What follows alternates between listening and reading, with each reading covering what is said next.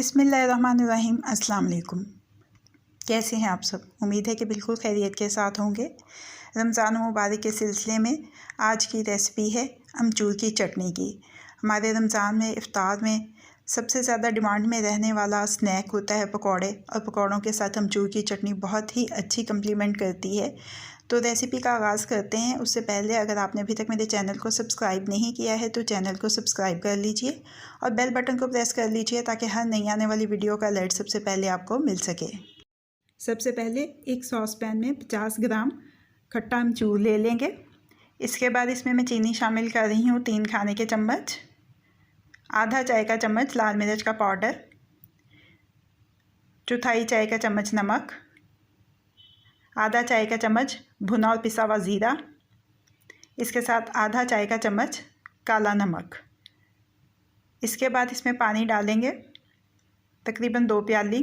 थोड़ा थोड़ा करके पानी में शामिल करूँगी। अच्छी तरह से इसको विस्क कर लेना है ताकि इसमें कोई गुठली बाकी ना रहे। मज़ीद पानी शामिल कर रही हूँ मैं इसमें।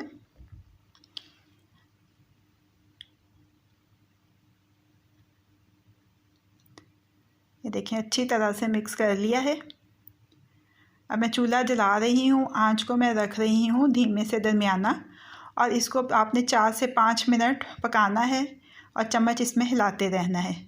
5 मिनट के बाद चूल्हे को बंद कर देंगे और अपनी चटनी को ठंडा करेंगे।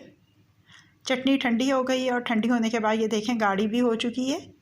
अब इसको अपने सर्विंग बाउल में शिफ्ट कर लेते हैं।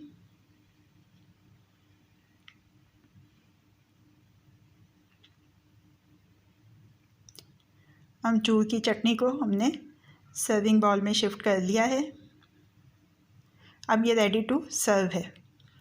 कैसी लगी आपको आज की रेसिपी? फ़ीडबैक ज़रूर दीजिएगा। अगर आपको मेरी रेसिपी पसंद आई है तो इसको लाइक और शेयर भी कीजिएगा। मज़ीद झटपट बन जाने वाली मज़ेदार रेसिपीज़ जानने के लिए मेरे चैनल को देखते रहिए। अल्लाह पाक आपके दिलों को, घरों को, दस्तरखानों को हमेशा आबाद रखें। फ़ी अमान अल्लाह।